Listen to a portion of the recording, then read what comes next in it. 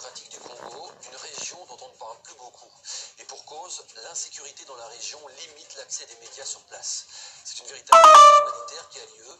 Des centaines de milliers de Congolais sont forcés de quitter leur village pour fuir les exactions des bandes armées.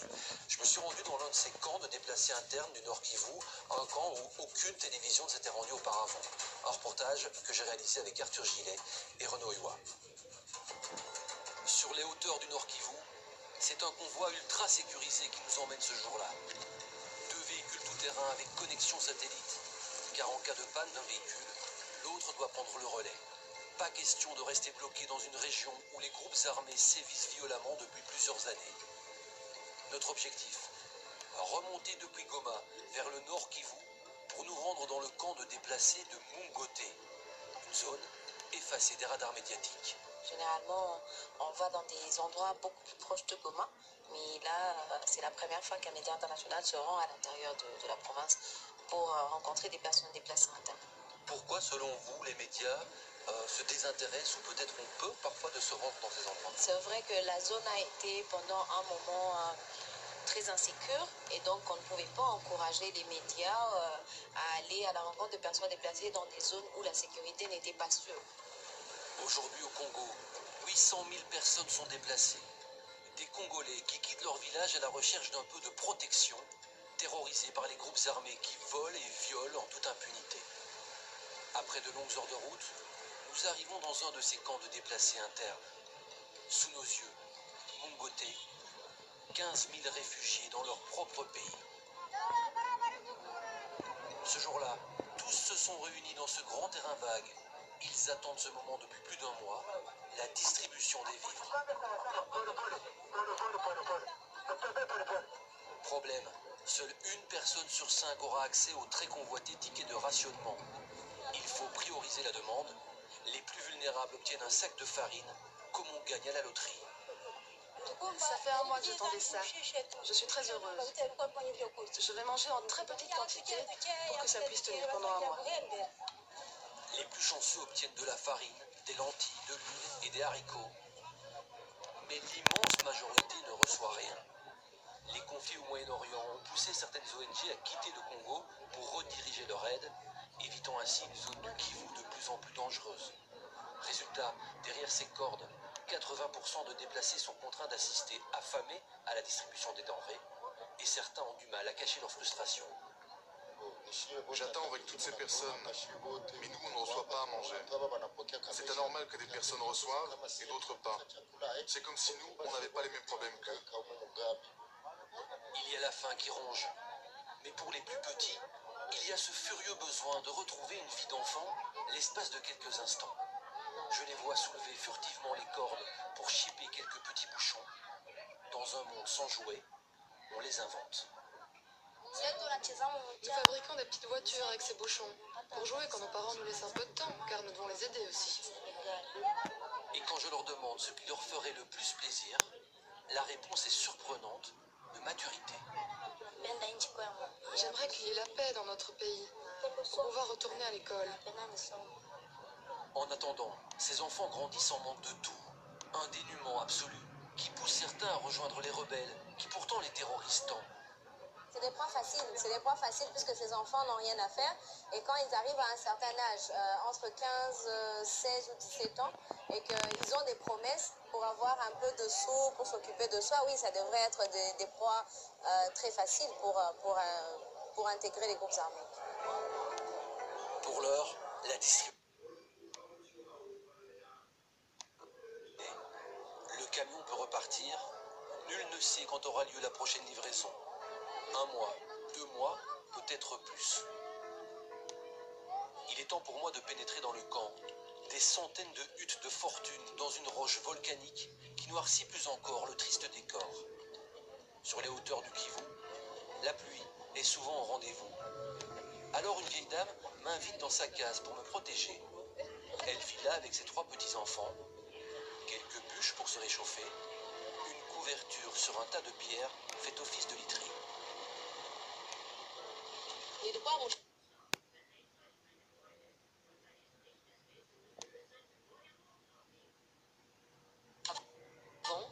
J'avais mon propre champ.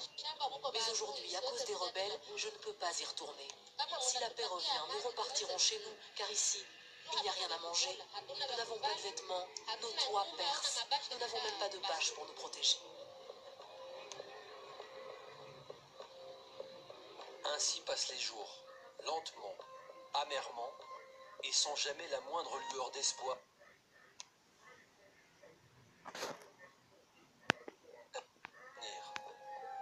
Les oubliés du Congo n'ont d'autre choix que de subir ce quotidien douloureux.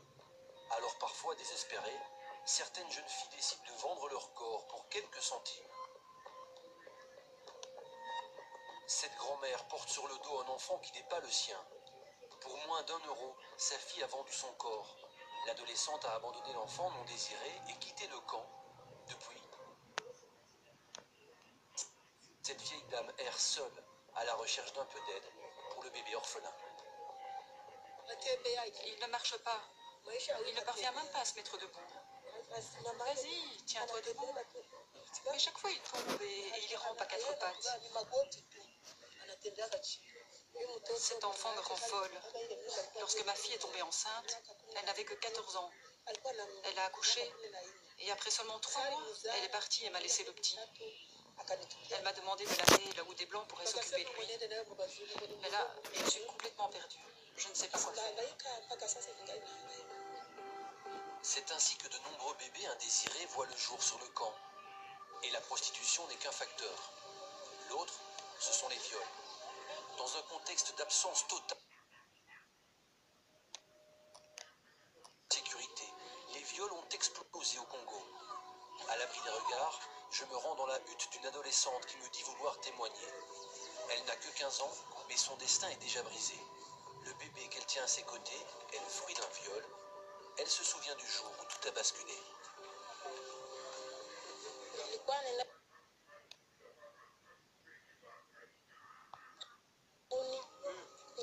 J'étais partie chercher du bois et en chemin j'ai croisé ce garçon qui cultivait dans un champ. Il m'a attrapée, il m'a jetée par terre.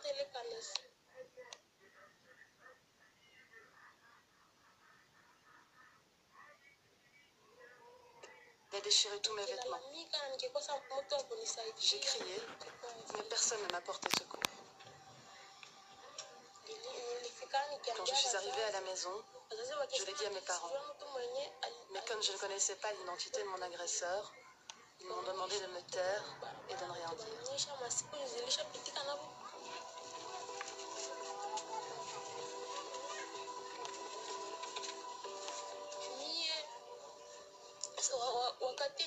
Depuis ce viol, je ne vais plus à l'école.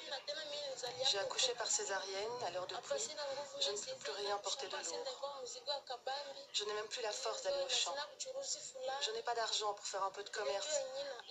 Donc je suis inutile. Et c'est ce qui me dérange le plus.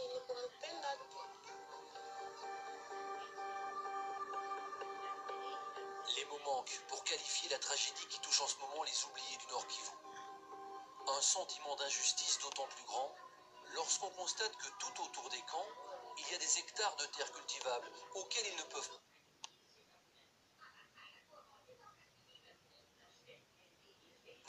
Car elles appartiennent à de riches propriétaires privés. Avant de partir, je croise un dernier paysan. Il vient de marcher 5 heures aller-retour pour découper ces quelques feuilles, les seules qu'il a le droit de récolter.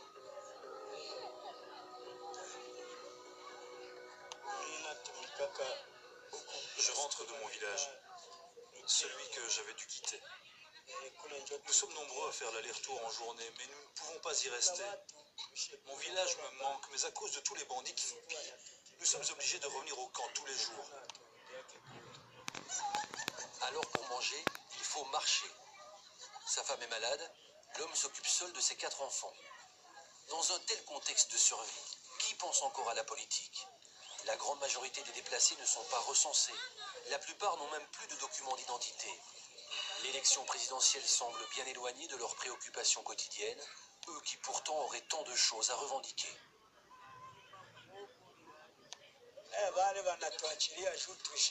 Le gouvernement nous a complètement délaissés.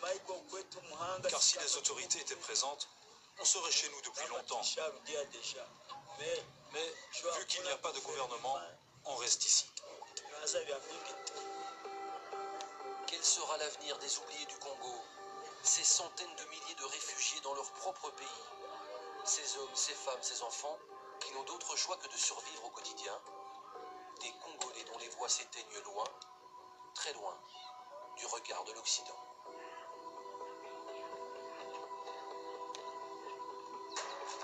Dans la suite de cette à la une, nous vous révélons les terribles bavures de la police antiterroriste.